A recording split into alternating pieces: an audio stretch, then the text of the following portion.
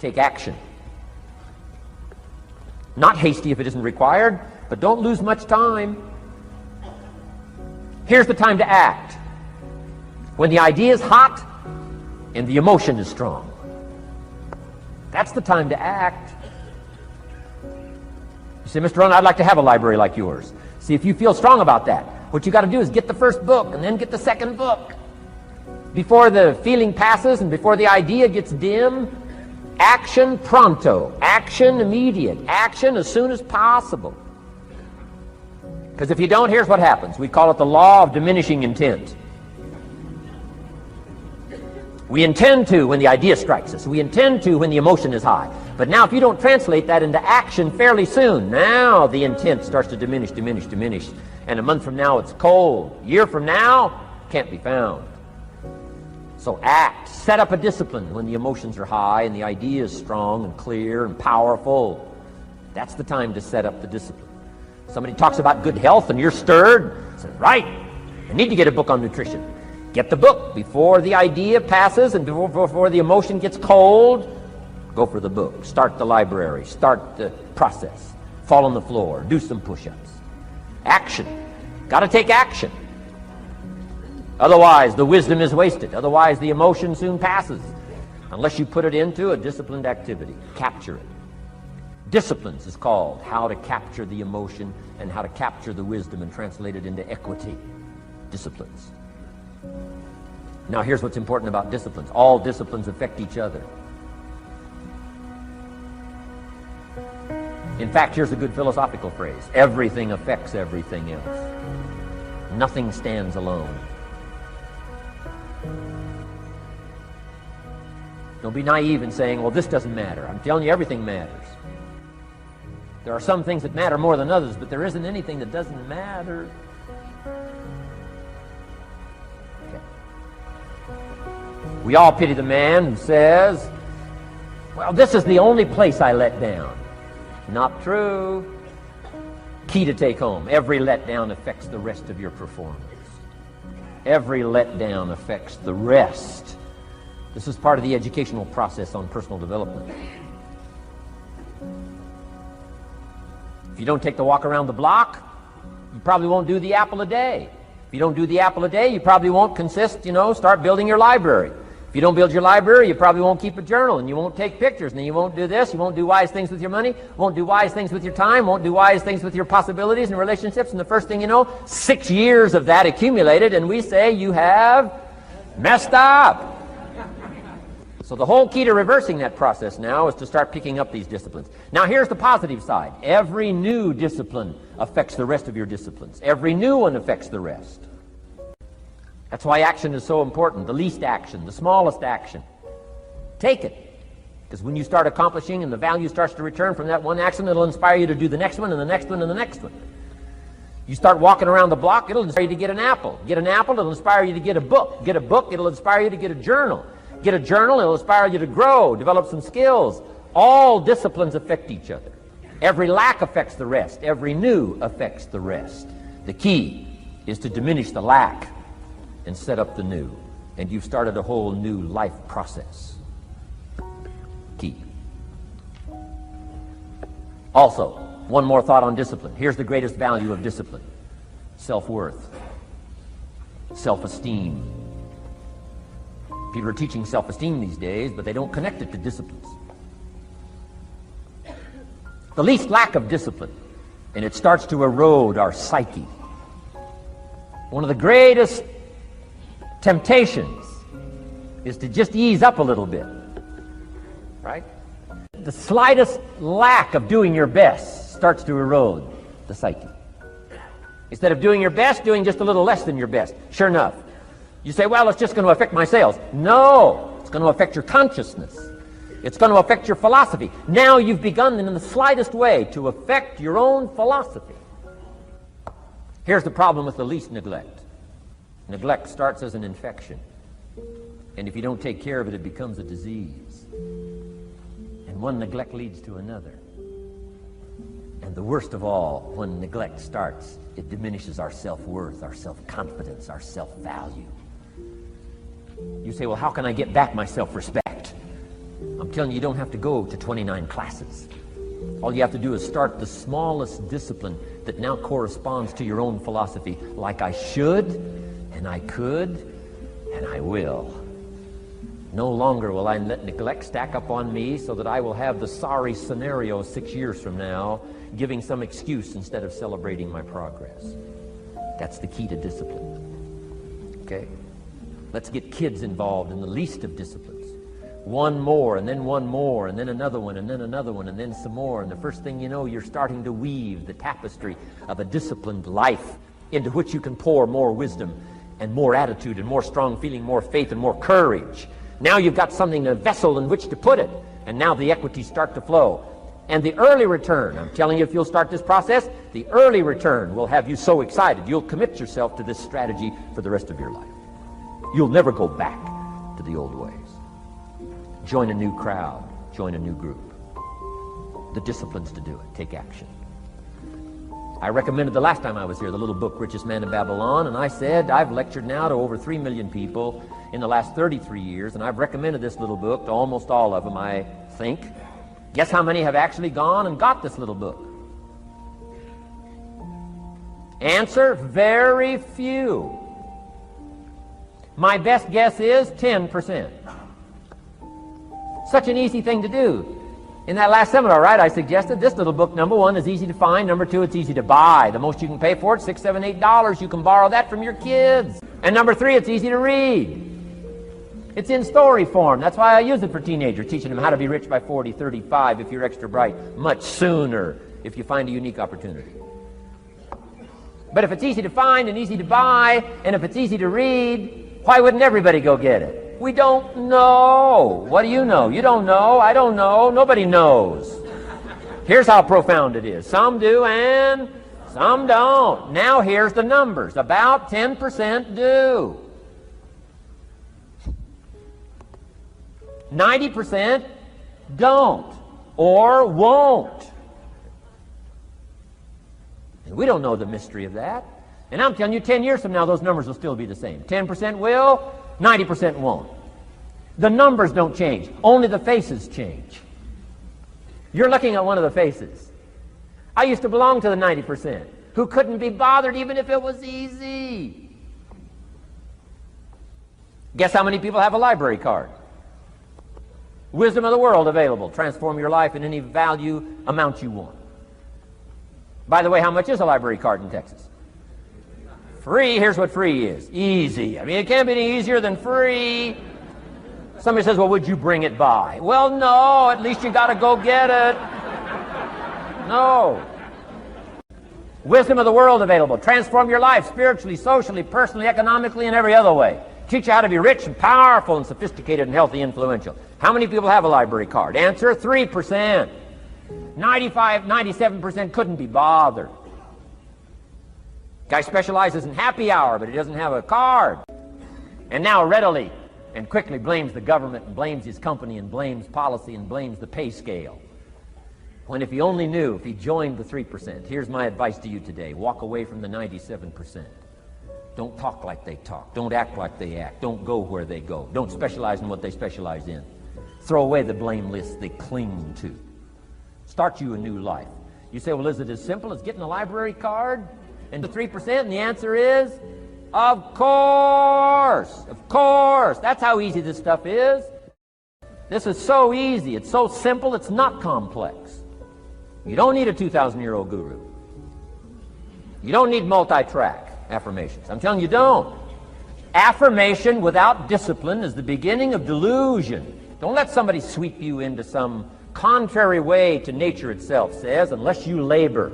The miracle of the seed and the soil and the seasons and God and all the other stuff that's available, sunshine and rain, that's not available to you by affirmation. It is only available to you by labor. So labor well. Okay. Learn well. Discipline yourself well. Some decisions are major decisions. And also there are a lot of small decisions that we don't make, that they tax our minds, they drain our energy, they create a lot of anxiety and nervousness. and mental torment because we don't take care of it. We decide not to decide, which is a decision.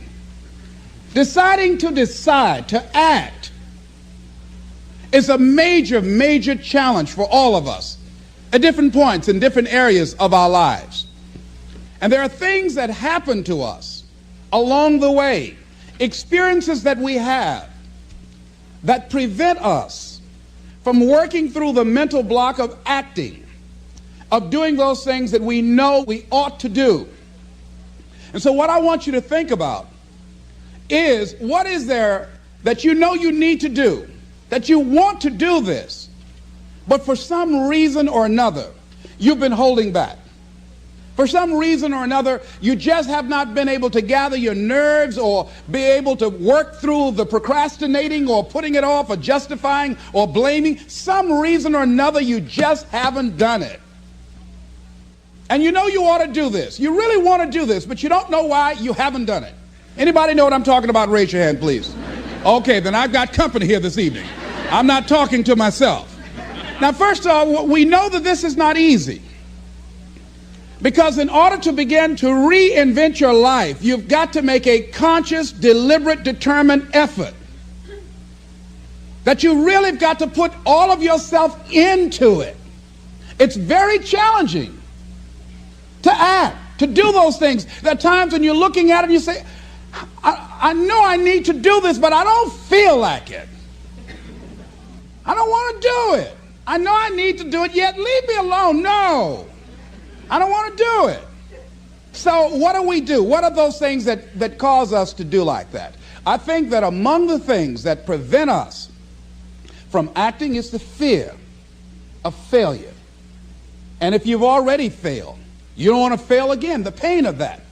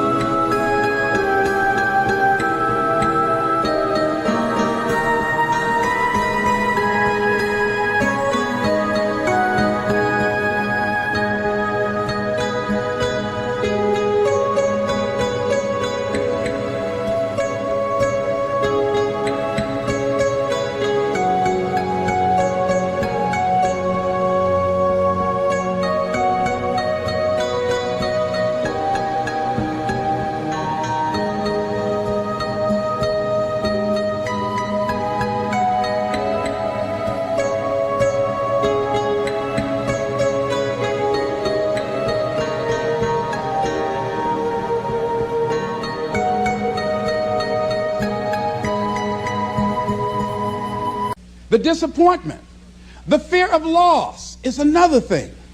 Because many times when we do those things that we know we need to do, we feel that we might lose somebody that we love very much and care about. We don't want to hurt anybody. Many of us don't act because we want other people's approval. We want everybody to like us and to accept us. And that's not possible. Many of us don't do the things that we want to do and don't act because of lack of self-confidence. We don't believe enough in ourselves. I have a friend who's been working on a job where she's miserable, talented, want to go to another place that she can do what she wants to do and make the kind of money that she would like to make, and had some offers. But because of her fear and her lack of self-confidence of things might not work out, she won't take a chance on herself. So there she is, spending 8 hours a day, 5 days a week, and she's miserable. She hates to go to work.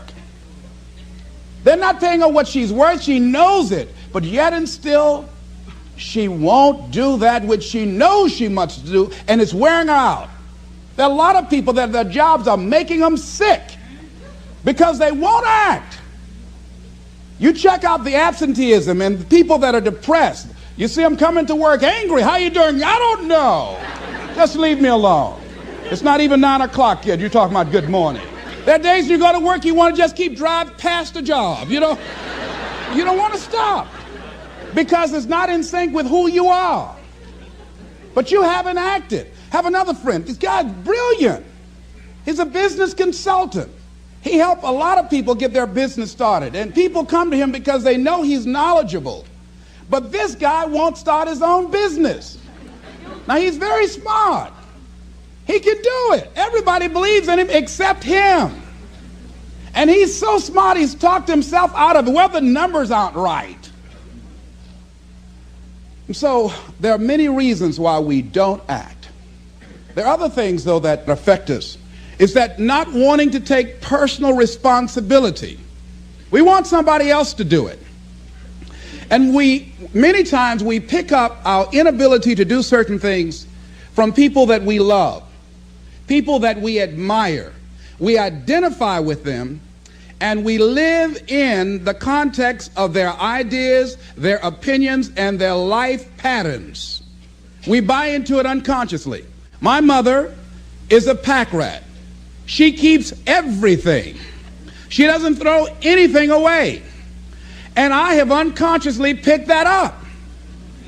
Now, my mother never said, let me show you how to keep everything, Les, and just clutter things. I unconsciously picked that up, many times unconsciously. We try to honor the people we love by being like them. By the same token, I realized something about myself when I had some major decisions to make, and I found myself acting like my mother. See, my mother's the kind of person that when she has a problem with one of the other foster children that she adopted, she won't confront them. She will call me. Les, why don't you tell Linda to move? She's lazy. She won't go to work. She runs the street all day, and then she comes home and wants to sleep all day, and I think she's doing drugs. I said, but Mama, why don't you tell Linda that? I bought the house for you. I told you when she wanted to come home, don't let a grown person come there and take care of them. You let her in. Well, after all, she's my child. Mama, then you handle that. When I tell her to leave, she say, Mama say, I can say, Mama.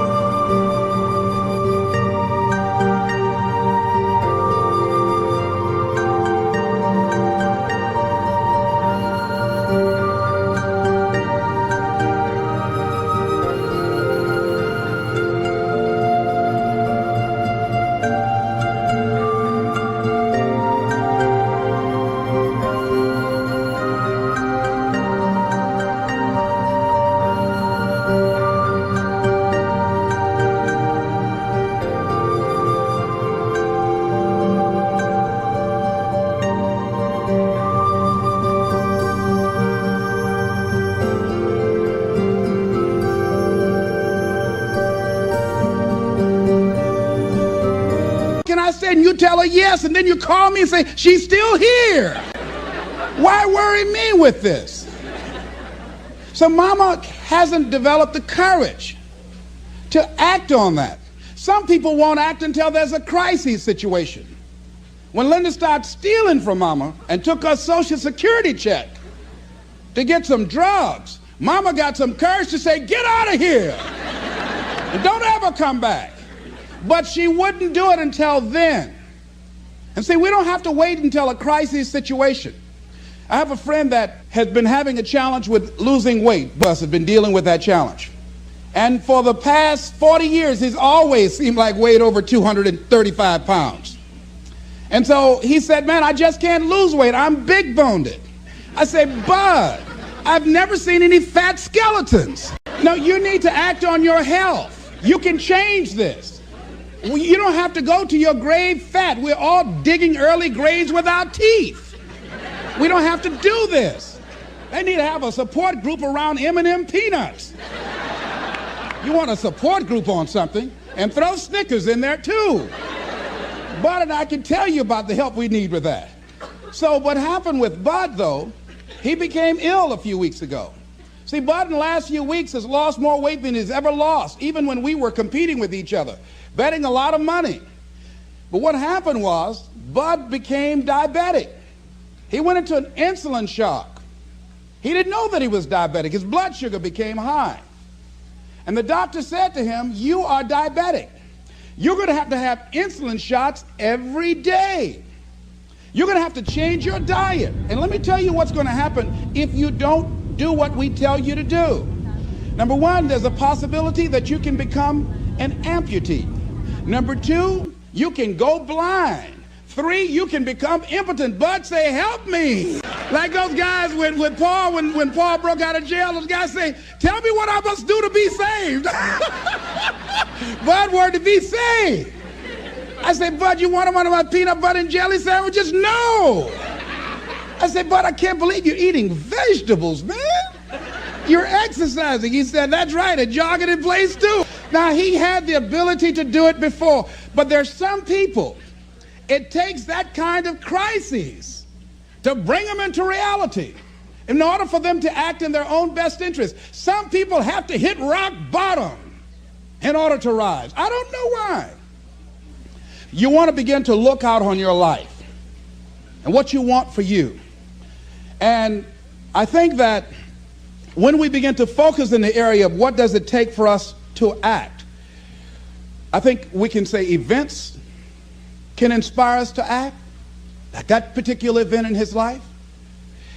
Circumstances. A friend of mine, he wanted to do something and he just did not have the motivation and the drive and the confidence within himself. But his circumstances changed overnight through an acquisition of the company that he worked for. He lost his job through the inspiration of desperation. He had to act.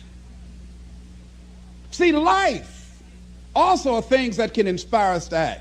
See, if we don't have the courage, and that's what it takes, courage. It takes guts to do that which you know you need to do. If you don't have the courage to act, life many times will move on you and make you act.